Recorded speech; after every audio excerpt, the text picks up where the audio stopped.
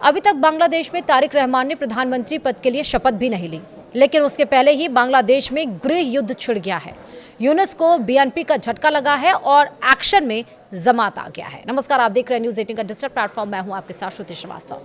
बांग्लादेश की राजनीति में एक नया अध्याय शुरू हो चुका है, जहां 2026 के आम चुनाव में बांग्लादेश नेशनलिस्ट पार्टी की भारी जीत के बावजूद संवैधानिक सुधार परिषद को लेकर विवाद गहराता जा रहा है।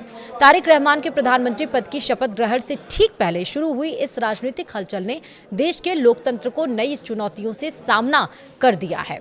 बीएनपी के सांसदों ने संसद सदस्य के रूप में शपथ तो ली, लेकिन सुधार परिषद की सदस्यता की शपथ से इनकार कर दिया। यह कदम मोहम्मद यूनुस की अंतरिम सरकार के जुलाई चार्टर के लागू करने के एजेंडे को बड़ा झटका माना जा रहा है।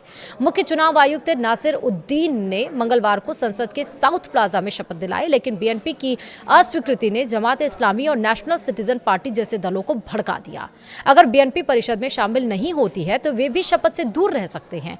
कॉक्स बाजार 1 से निर्वाचित बीएनपी सांसद सलाहुद्दीन अहमद ने कहा कि उनके सांसद सुधार परिषद के सदस्य के रूप में नहीं चुने गए और मुख्य चुनाव आयुक्त को ऐसी शपथ दिलाने का कोई संवैधानिक अधिकार नहीं है। वहीं बीएनपी प्रमुख तारिक रहमान के निर्देश पर लिया गया यह फैसला पार्टी की रणनीति को दर्शाता है। तो क्या है जुलाई चार्टर या संवैधानिक सुधार? जुलाई चार्टर जो 2024 की छात्र नेतृत्व वाली क्रांति के बाद तैयार किया गया 84 से अधिक प्रस्तावों वाला एक दस्तावेज है। इसमें संवैधानिक बदलाव जैसे कि 2 स्तरीय संसद यानी कि लोअर हाउस नेशनल असेंबली और अपर हाउस सीनेट, प्रधानमंत्री के लिए 2 कार्यकाल की सीमा, मौलिक अधिकारों का विस्तार और सत्ता का विकेंद्रीकरण शामिल है। वहीं रेफरेंडम में हाँ वोट की जीत के बाद इसे लागू करने के लिए सुधार परिषद गठित की गई है, जो 13वीं संसद के सदस्यों से बनी है। अब पेच ये फंस गया है कि बीएनपी ने अस्वीकृति ने इसे संकट में डाल दिया है। इसमें बीएनपी जुलाई चार्टर से खुद को अलग क्यों कर रहा है, ये बड़ा सवाल। पार्टी का मुख्य तर्क है कि चार्टर का कोई स्पष्ट संवैधानिक आधार नहीं है, इसे संसद में औपचारिक संशोधन के जरिए शामिल किया जाना चाहिए।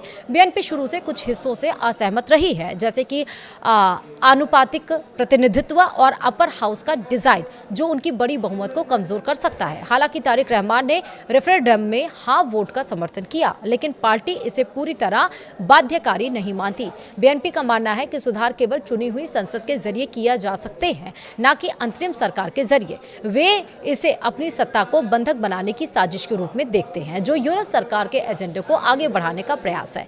वहीं ब्रिड्स अखबार के संपादक सलाहुद्दीन शोएब चौधरी ने सोशल साइट एक्स पर लिखा है कि यूनुस ने इस परिषद के जरिए लोकतंत्र को बर्बाद करने की कोशिश की। बीएनपी की यह अस्वीकृति उनकी चुनावी जीत को मजबूत करने की रणनीति है, लेकिन इससे राजनीतिक अस्थिरता बढ़ सकती है।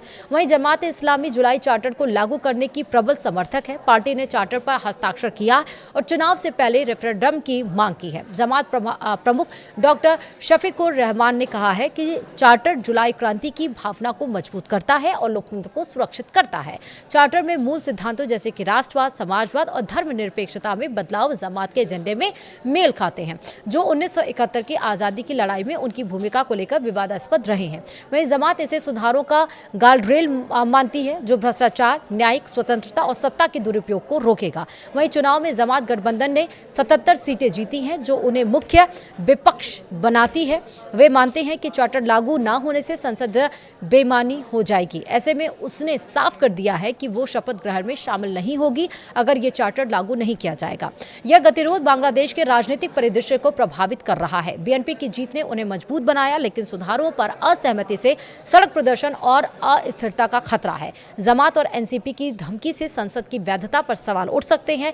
यूनुस सरकार के एजेंडे को झटका लगता है, जो क्रांति के बाद सुधारों पर जोर दे रही थी। अगर परिषद गठित नहीं हुई तो जुलाई चार्टर यहीं खत्म हो जाएगा और यहाँ राजनीतिक परिदृश्य पहले जैसा ही होगा।